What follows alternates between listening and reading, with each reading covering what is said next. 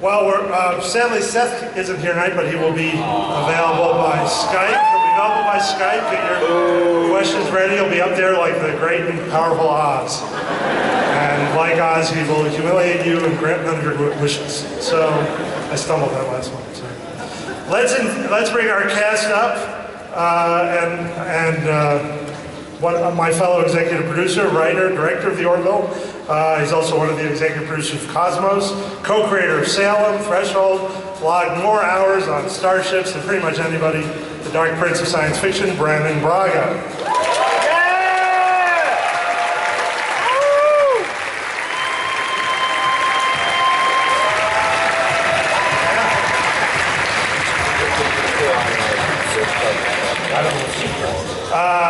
She's played Larry Sanders' secretary, David Palmer's first lady on 24, the emissary's girlfriend on Deep Space Nine. On the Orville, she's the love object of a gelatinous alien. Please welcome Dr. Claire Finn, Penny Johnson-Jerome.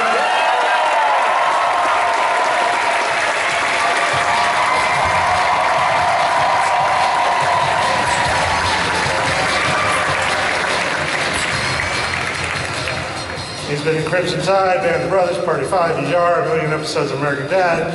And in his free time, I'm not making this up, he writes and performs songs and travels in Europe with Russell Crowe. I know, I've been wrecking hotel rooms all over Europe. Please bring out Gordon Malloy, Scott Grimes.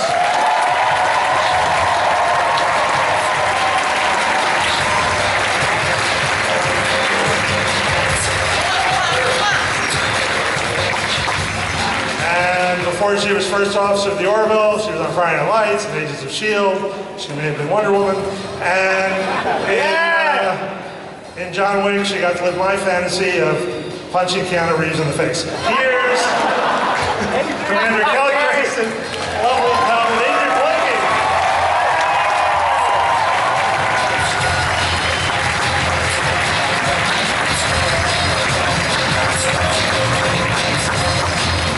Hi, everybody.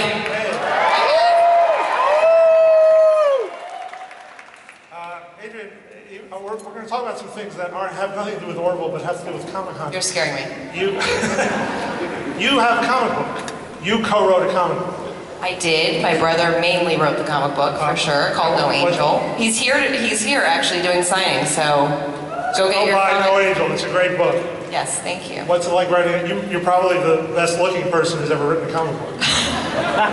Maybe the best looking person who's helped. Are you hitting on me? No, no. My wife's right back there. It's fine. Yeah, she's fine.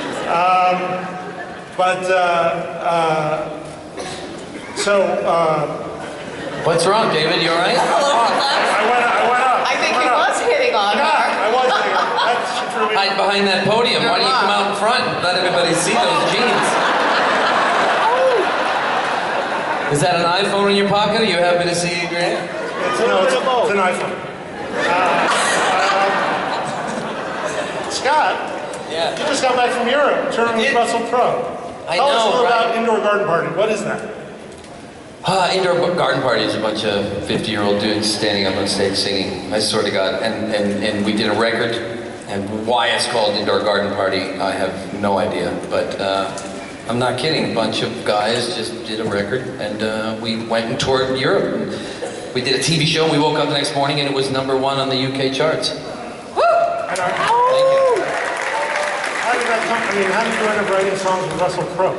We had done this movie called Mystery Alaska back in '98, and then we did the Robin Hood movie back in 2009, and we just started writing songs. I know, it's a weird thing. He's writing with Ed Sheeran now. Like, I swear. Yeah. He likes the redheads. I heard about this song. I heard about this song Midnight. Yeah. What's that about? It's a Again, when you're talking about 45, 50-year-old dudes writing songs, Midnight is a song about how you... Can we swear? Sure, swear. When you're older and you have kids, where do you find a chance to... Every 5 days, she just said it. Can I tell? Oh, we're not allowed to tell you a rule? I have a 5-day rule. I've been married for 35 years. Every 5 days, you just do it. And he's here. Woo!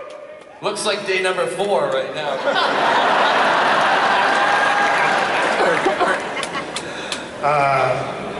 Penny, you wanted me to give you credit for, you were always certain the Orville would be a hit.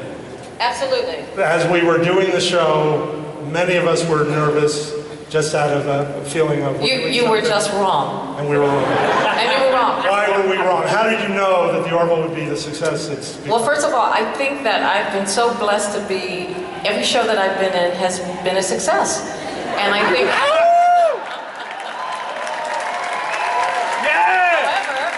So it's you. No, it's not me. It's those who follow me, and they're called fans. Because you get it. What was it about the show? I think you used to say so many things about what you thought the show. Well, because I said the dialogue when we first started was, oh my gosh, what are they going to think we are? I said, we're a dramedy, and what we need to do is teach the audience how to watch us and invite them to have a dialogue with us. And I knew that the moment we lit up that social media scene, that the fans will not only show up, but show out, and you did, and we thank you. Yeah! It's really you guys. It's hard. I mean, the show is hard. You guys work long hours. Are there things you do? I think people would like to hear the things you do to keep it fun on the set. Drink. Drink. I have a fully stocked trailer. He's not kidding. I'm not kidding. I come in dancing. I come in dancing every day. And singing. Yeah, by the dancing way. and I can't sing, but it's good singing in the morning because I know that I'm going to be there all night long. So yeah, I think that you come to work knowing that you actually get paid to do something that you love. And I think anybody who doesn't decide that they're going to have a great time probably shouldn't be looking forward to a paycheck. And I just know that I'm going to get a paycheck, so I'm going to be happy. So there you go. And you know what? We're in that rare place where we get to go to work with our best friends every day. And I'm not just saying that as like an actor being like, oh, we love people we work with. We actually genuinely love each other. So it's like, okay, I'm going to be stuck here for 18 hours with the people I love most. Oh, darn. You know what I mean? Do we tell them about our family bed? Oh, it's a communal bed. We have a communal bed on set. And every 5 days...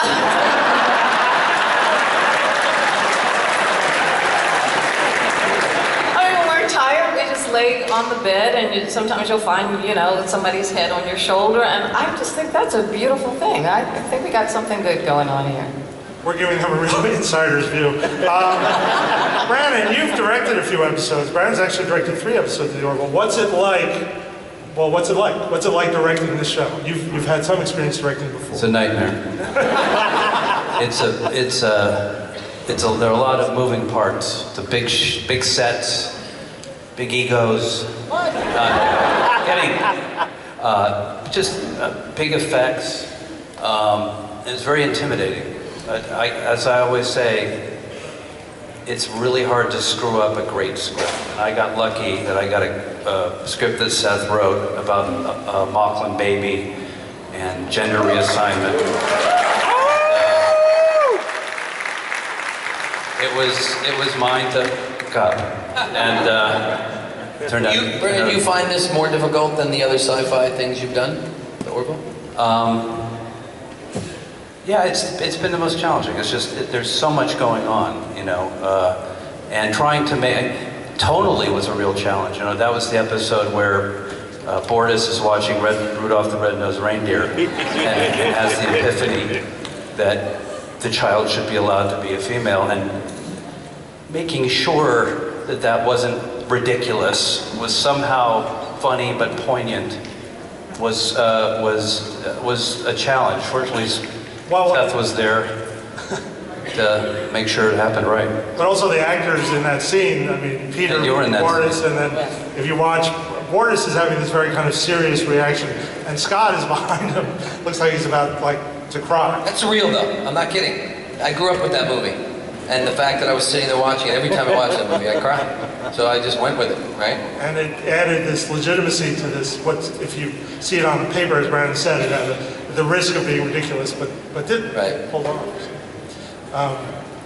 Well, you know, I think I feel like the audience probably has more questions than I do, since I spent all my time. So let's start lining up for questions, and let's see if we can get There you all are. Oh my gosh, you're so beautiful. It's you. Whoa. Watching Orville, I loved it. I loved Seth's comedy, and I really enjoy all of your acting. But it's funny, whenever I see the articles and all the reviews, the critics really pan you. What is your response to that? I don't read anything. Well, I mean, I have a much more aggressive view of that. I don't read anything. It was such a fantastic, brilliant thing to shoot. It was such a lovely thing to shoot, and it takes away, in my opinion, all the wonder that came with it. I don't want to read people, you know, spitting on us. Well, there were the critics, and then there were you guys. Yeah, exactly. Yeah. And this is what matters. This is why we're here right now. So thank It's a you. wonderful response, and I think you have a great show. Thank you. Thank you. Over here. I skipped school to be here. So. Woo! Yeah! I know you. Hi. You're awesome. Thank you. If Ed had been the one to have an affair, how would Ed and Kelly's relationship be different? We'd have no balls.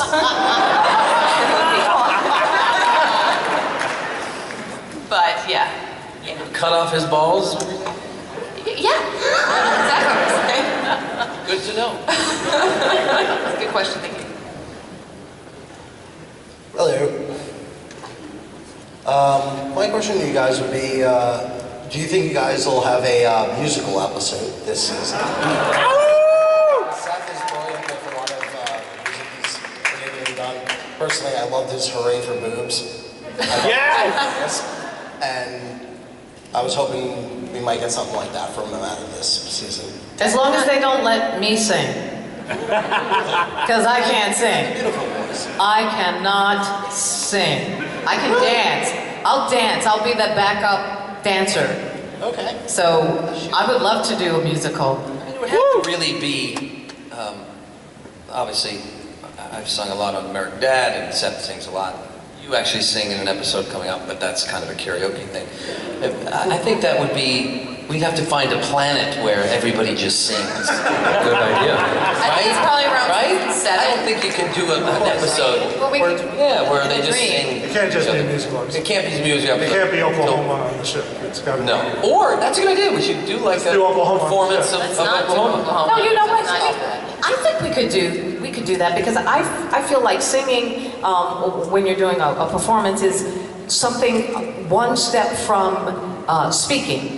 Meaning it's so intense and passionate that you can no longer say it, you have to sing it. So we could get away with that.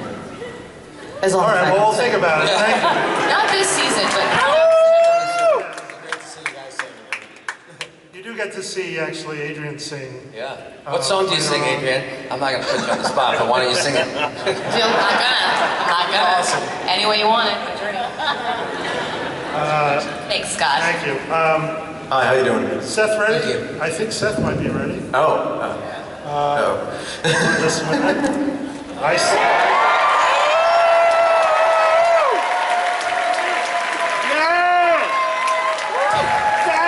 Weird, man. Hey, Seth. It's like being on the How's it set. going, guys? It's like, Hey, Captain, how are you? Hey, Sam. Good looking. I'm doing good, folks. What's going on? Great turnout here. Give us a kind of like the Supreme No, Being. I know. Unfortunately, I work 7 days a week, or I'd be the first guy there. He works 8 days a week. You're editing the finale. How's it looking? It's looking good. Boy, I can see the bottom half of your face and your chest. There you go. That's so much better. No, that's worse. There Hey, you buddy. go. Do you want to imitate me for the crowd? Yeah, I'll do a little tap.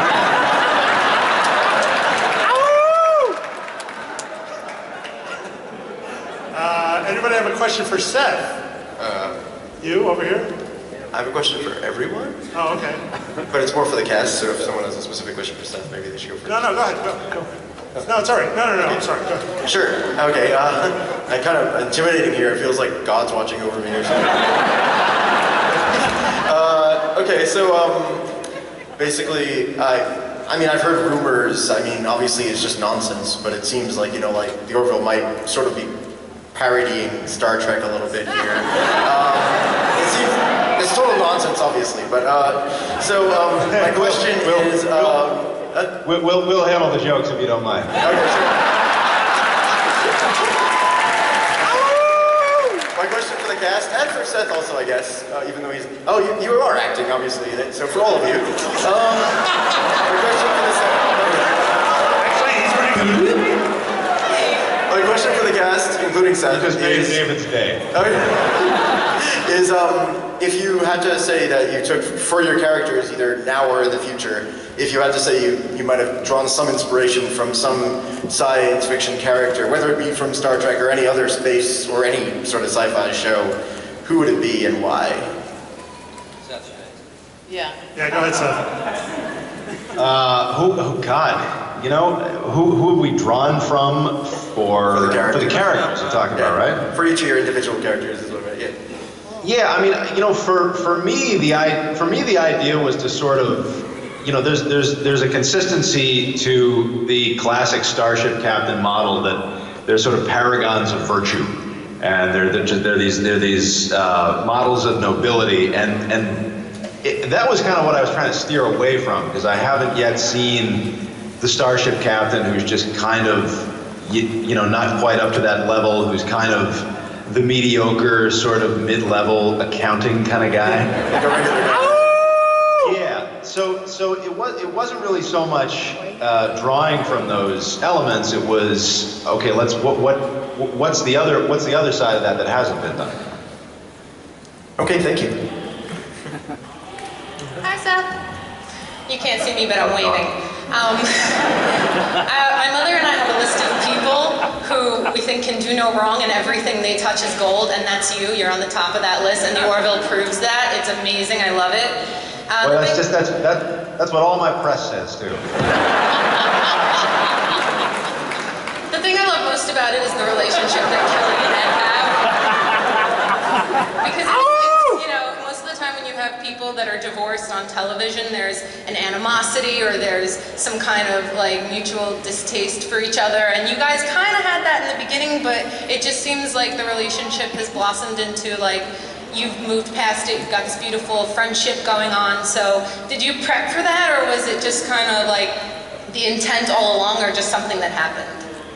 Well, I mean, there have to be layers to something like that. You don't want to have, nobody wants to see people who are at each other's throats 24/7. They can get that on literally every other drama on television. But no, I mean, look, the only prep was, Adrianne and I have been friends for 10 years, and so it was a very kind of smooth transition to go in. The scenes that we do together they come very easily because we kind of know each other's rhythms very well. And so that's really the only, it's sort of a real life prep. But I think content-wise, there has to be a tension and release throughout. It can't just be one note, and we're going to try to sustain that throughout the series, and there'll be a lot of give and take, and I think that's, we sort of want to keep people surprised and not knowing where this relationship is going to go on a weekly basis.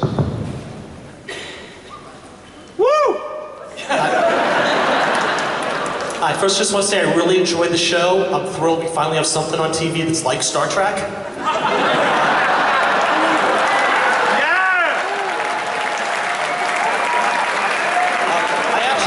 Questions. The first, are we going to learn more about the background of Isaac and the people of his planet? And the second is the Norm Macdonald blob. What exactly is his job on the ship, and how does he do it? We will learn more about Isaac's people. Yes. There's a whole story that actually is already written that examines the origins of Isaac's people. As far as Yaphet is an engineer. And because he's a gelatinous blob, he can get into conduits and things that other people can't. So that seemed like kind of a logical job for him to have. Thank you very much. Hey, great show. How might the Orville crew deal with an alien like Roger Smith?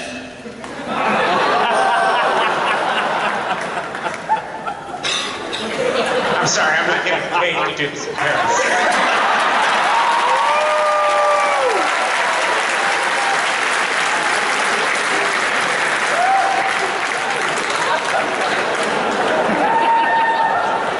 I think that's your answer, man. I just want to say that I am stoked on meeting you guys. I actually thought in not a million years would I be standing in front of you people. And Seth, to quote Peter Griffin, you are God! I also want to tell you this, I don't know if you remember this, but I actually wrote you a letter a long time ago explaining that your show kept me going when everyone at school was tough on me, my teachers were against me, but your show, Family Guy, kept me laughing right on through it. So I just want to thank you so much for that letter. It really got me through my day. Every one of your teachers tell them to get the fuck off your back. So. You keep up the good work. Thanks, man. No problem. And all of you, I'm looking forward to seeing everyone. Also, I did cry whenever I see Rudolph the Red-Nosed Reindeer. Me too, man. Me too.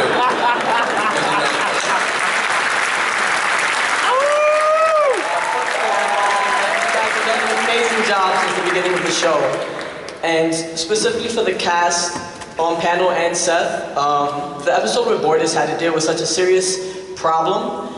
What were some of the challenges that you faced in making it funny but still playing it so serious, as you had to act and make it appealing to all the fans? I mean, you guys did an incredible job at the end of it, but what were some of the challenges you faced during that filming? Well, you know, this is a balance that I think in a lot of ways we're still figuring out. You know, the one show that you know, David and I have talked about this, the one show that really kind of locked in that balance very well was MASH, and it's a really hard balance to strike. I mean, you know, I try to keep up with a lot of what the fans are saying, and we hear both sides. You know, we hear people say, I could use some more jokes in the show, and then we hear people say, you know what, I'm kind of digging the stories and I'm invested in the characters, and there are times when the jokes kind of take me out of it. So we're still kind of trying to figure out what that Goldilocks zone is. And that was an episode that was particularly challenging because at a certain point, if you're presenting actual jeopardy and actual stakes in your stories, then at a certain point you have to kind of forego jokes for a certain part of that story, because otherwise the stakes become irrelevant. And for an hour-long show, it really is all about the stakes. People have to buy into the reality of this jeopardy. And so it really is a balance that I think we're finding as we go. And I think we've kind of hit a good rhythm here, and I think we're going to continue to learn as we go. But you know, again, like I'm going to continue to sort of monitor feedback from you guys and you know, find out which, you know, kind of what people are responding to, because we're sort of discovering it as we go along. Thank you. Woo! Hello, everyone. I just want to say that I've been watching your show since the first episode, and I've been starting to DVR it, which is a really hilarious show. And we finally got like a spoof to Star Trek, which is like really amazing. I mean, the Fox Network was a really good spot for a show, but not even Netflix or Hulu or maybe Amazon Prime. By the way, that's the first time anyone said the sentence, the Fox Network is a really good spot for it. Show while watching your show on Netflix. Yes. Anyway, I have one quick question for like the whole cast, including you, Seth. Will there be like something evolving with the Legos, like a Lego stop motions? I mean, the Simpsons did the same thing, but why not that show? I think it'll be really creative. This is, you know, New York Comic Con is a lot more batshit than the one in San Diego.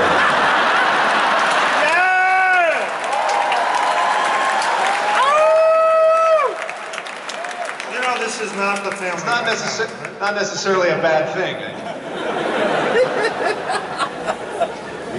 I don't think we're doing a Lego episode. I'll be completely honest with you. I have no idea what the hell you're talking about.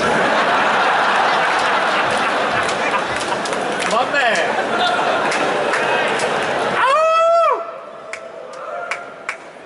Good question, though, buddy. Seriously, someday probably. Someday probably. Thank you. Thank you, pal. He is pissed. Uh-oh, he's coming back. I'm not pissed. I'm just okay with that answer. You're fabulous. Yes.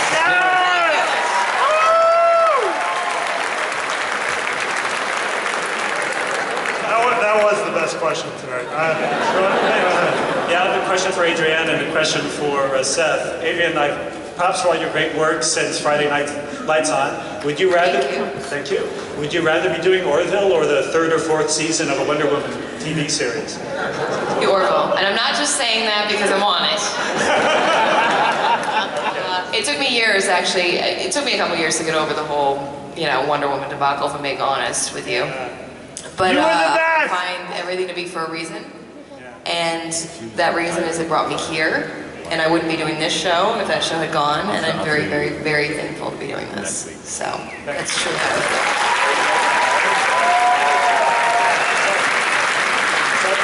Sorry to bring it up then, but anyway. No, I'm over it. I'm on the Orville. Are you kidding? That's great.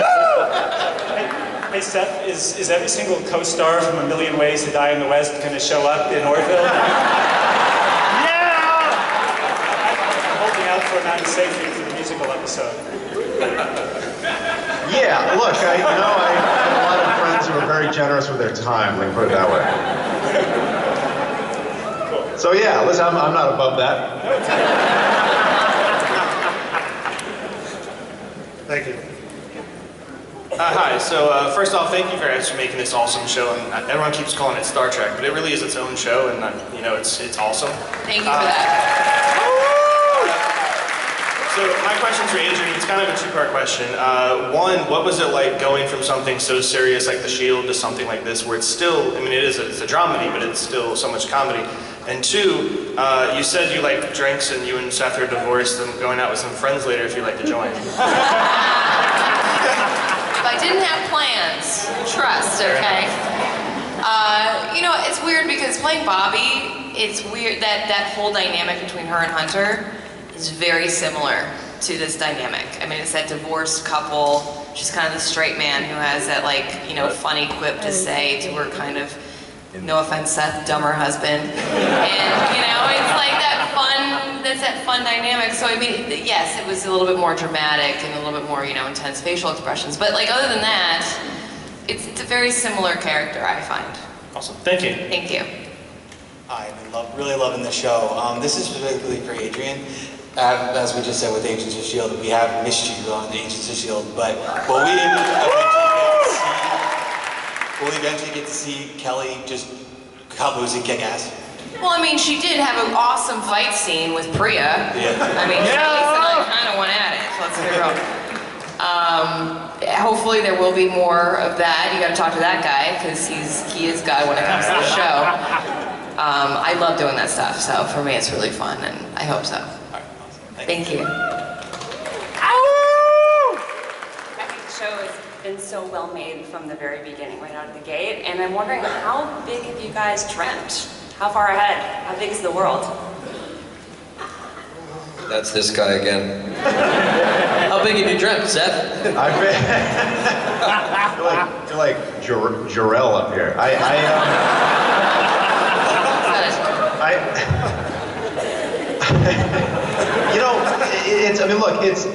It's season 1, so there are things that we have. There are character arcs that are introduced within this season that I think are going to go a long way. That we have big plans for. There are things that.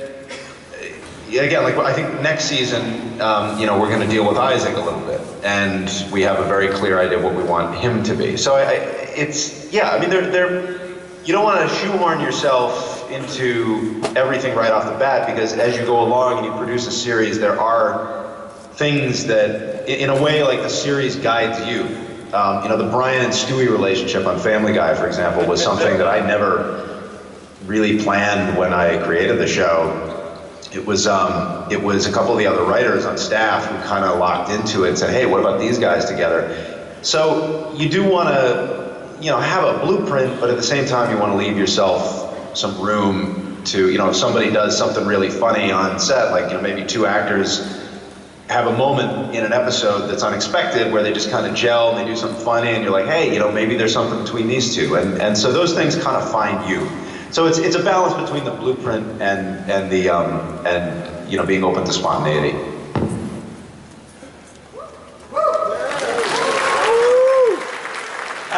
Seth, you just mentioned next season. Exactly how many episodes have been ordered? Let me put it this way. We're very optimistic. We don't have our official order yet, but we're confident. Shit, can you hear me? Yes. Yeah, we're listening, dude. We're all listening. Okay. We are confident that, you know, based on the fan reaction, based on the numbers and the overall reaction, that I'm exhaling for the first time since we started. Let me put it that way.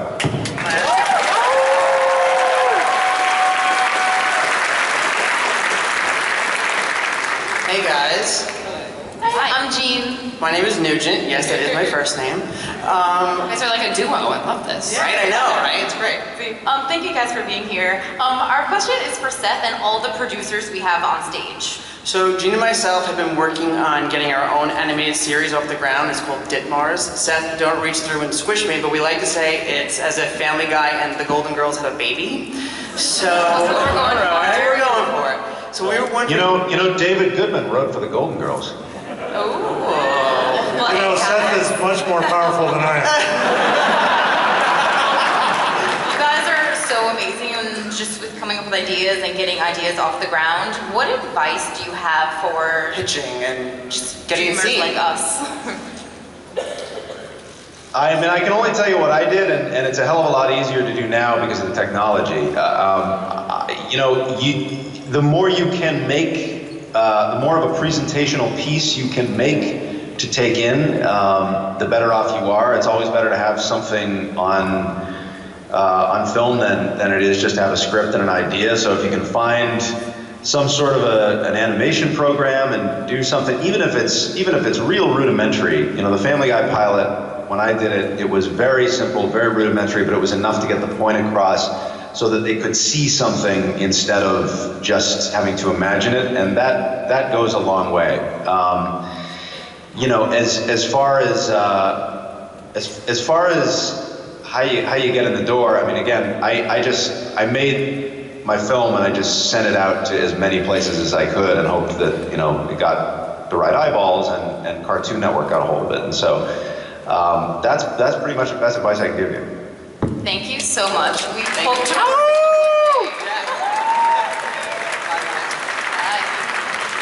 Hi guys, you are awesome. I love the show. Seth, this question is for you, but a comment as well. I understand a dead space now. There's like dead space right here. If you can move a little bit because it is distracting. I get it now.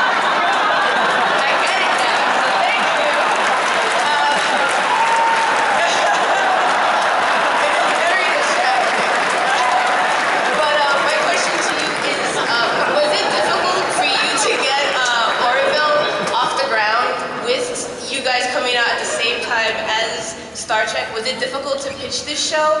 Did you have to I'm too OCD to stay over there on the left. But my question is, was it difficult for you guys to get Orville off the ground with it coming out at the same time as the new Star Trek, since it is, you know, a Final Frontier kind of movie? TV show? Did they give you problems with that? Were there roadblocks? They didn't, and you know, it didn't really worry us for two reasons. One, because of the comedic element, and two, you know, it's at a certain point there have been so many TV shows. I mean, you look at things like Sequest and Babylon 5 and like Buck Rogers, these shows that, like, you know, owe their existence to Star Trek, really. I mean, it did create kind of a way of doing things in the same way that All in the Family created a way of doing sitcoms, or the Honeymooners created a way of doing sitcoms. But it didn't worry us enormously, also because it became very clear initially that Discovery was doing something very different, that they were going in a different direction, and they were kind of leaning a little more towards the tone of the recent movies than they were, in the direction of classic Star Trek. And so there was kind of a little void there that had yet to be filled. And I was a big Star Trek fan growing up, and I loved the optimism, I loved the hopefulness, I loved the, everything from the look to the music, everything just felt very warm and inviting. And it's a tone that I hadn't really seen in a while, and I kind of wanted it back. And so,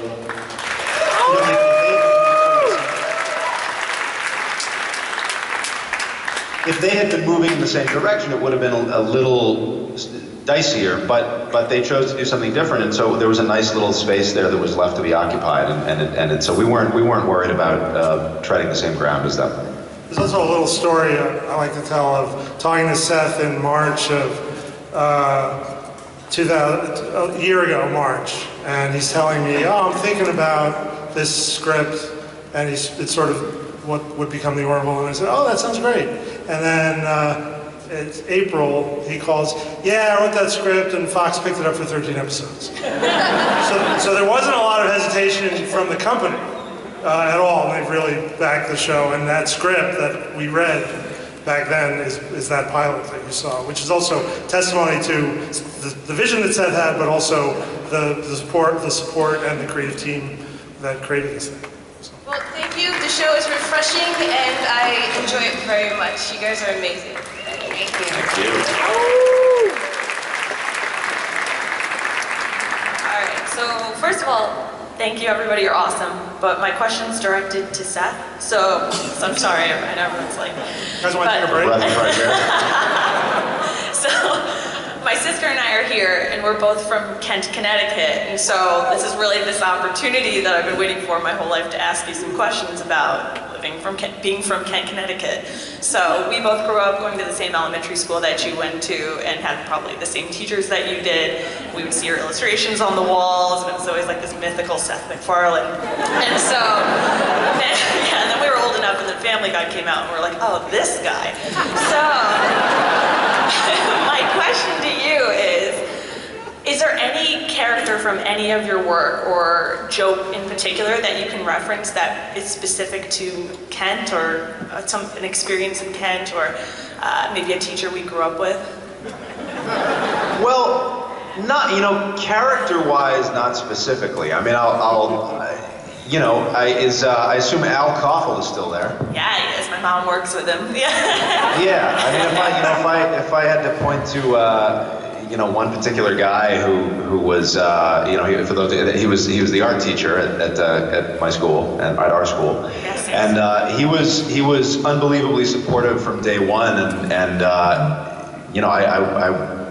was in his class from kindergarten to 8th grade, and he was just an amazing guy who just very clearly saw what it was I wanted to do and backed it and supported it 100%. So, I don't know that there are any Family Guy characters that are based on Kent people, but I would say that guy certainly had a lot to do with me winding up where I am.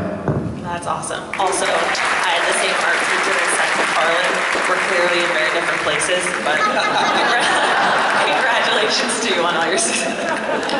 Thank you. Hi Seth, my name is Paul. I'm from Jersey, and Paul is videoing you while... Yeah, you can't see this, but I'm recording this right now. Because the thing is, my friend Manfred, he was here earlier, but he decided to leave despite my attempts to be at this panel with you and all these amazing people in this audience today. So, do you think you can give my friend shit for not being here?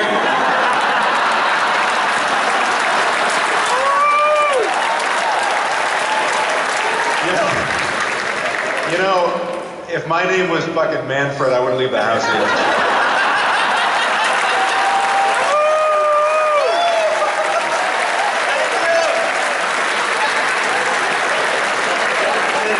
Danetta, do you want to give Manfred that shit, or we're just That's gonna... enough, man. Manfred can't take anymore. Go ahead. Hi, Seth. You don't know it, but you're on this big, humongous screen, and the rest of the cast is just below you. So I do. I am aware of that. Yes, great.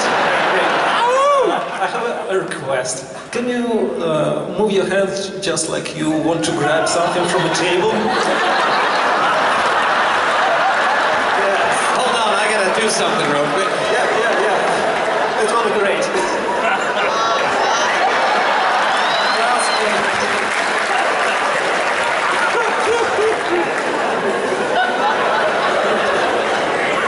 What was the question? It's not a question. It's just unique opportunity I can't miss. Oh, we found the pot guy.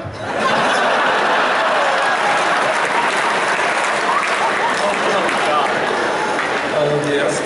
So, can you just... He wants you to do this, I think. Yes. Do you want him to like puppet us? Is that what you're saying? Like, Yes, I just want to... No. Just make a picture, just like Seth wants to grab the rest of the cast from below him. Just a little people below. I tell you what. I'll make a picture. Hang on. Let's do that. Here we go. this isn't demeaning at all. Thank you.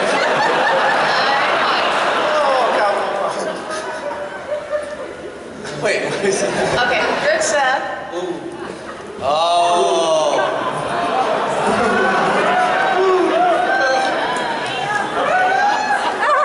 Is that Scott?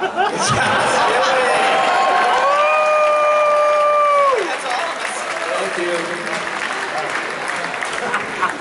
Hey guys, just want to say thanks for the show. It's been really awesome. And my question is directed to Scott and Seth in particular. As you guys were working on like American Dad, Family Guy and all that, you guys were the ones who really came out with a less, I guess, diverse background in the whole dramedy aspect of the show. How was your sort of mindset coming into the show, knowing that you had to go in that specific mindset to just say, hey, look, this is going to be a very serious show, but also have a couple funny jokes here and there? I think it's this. I think it's Seth's writing, and I know how to say that stuff. I mean, I've been doing it for a while. You know, a testament to Seth. This is a year and a half ago that we were at a party, and he came up to me and asked me if I'd be willing to do television again, which I thought was a strange thing, because of course I want the paycheck and I want the job. Woo! And then, you know, I didn't think, and then we were at a party a couple months later, and he said, I'm still thinking of this thing, and I would love you to do it. And rarely does that happen where that comes to fruition, and now I'm on the stage having done 13 episodes of the show. So I know I didn't really answer your question, but this man, you know, he means what he says, and I thank him for that. And yeah, I mean, did I answer your question at all? Yeah, it worked out well. Yeah, no, it's, you know what else? Serious television for a while. I mean, Yeah, but you've been Band of Brothers.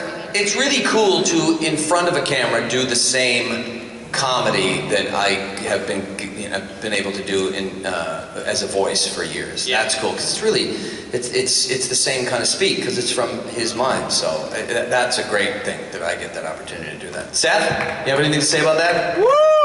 I don't want to turn around. No, I think you covered it, man. Thanks, man. Sure, man. All right, thanks, guys. Is he looking at me right now? Is he staring at my back? Yeah, he's just staring menacingly at you right now. It's not good. Thanks, dude. Hello, hi. I love your show. You guys are doing awesome. I hope it continues to like skyrocket. I'm really nervous. I'm sorry. Don't be nervous. My question, I guess it's directed at Seth. Seth? I'm sorry. Okay, so you're friends with Neil deGrasse Tyson, correct? Still? Yes, I am. So I watched him go off about TV shows and movies some time ago, and I want to know what his take is on your portrayal of space, and if you consult him at all? I do, yeah. If we have kind of an out there premise that I need some sort of scientific verification on, yes, I've been known to call or text Neil at all hours of the night. and awaken him and his family and just disturb his peace and get my questions answered. But yeah, no, you know, look, between Andre Bormanis, our science consultant, and Neil deGrasse Tyson and Annie Druyan, who worked on Cosmos, you know, we have a great little community of scientists and scientific minds who we do consult. And I remember when we did TED, we sent Neil the star field for the star scene where Wahlberg wishes on wishes on the star, and to make sure that our constellations were right, because we had heard the story about Neil, going after Titanic for screwing up their stars. And I'm like, I don't want any of that, you know. He's a great resource, and he's a born teacher. He loves to teach. He loves to educate, and it's cool to have the access to that for the show. But it's also just cool to hear him talk. Thank you. So is this question for Adrian? No. Oh, it's not. I won't go there. You look great. Thank you. Not better than you would have. Thank you guys. You guys are really inspirational, and you guys are. Congratulations on your success and everything. I just want to know, can we expect an Orville movie? Woo! Can we? Well, look, I mean, it depends on whether people keep watching. That if they do, then that's always a possibility, I guess. We've only aired 5 episodes, I think we need maybe just a few more. I can't wait for it. Thank you. Thank you. Yeah! I just want to thank you guys for characters like Alara and Lieutenant Grayson and Dr. Claire. So I'd love to hear from Adrianne and Penny about what it's like to play kick-ass women on television.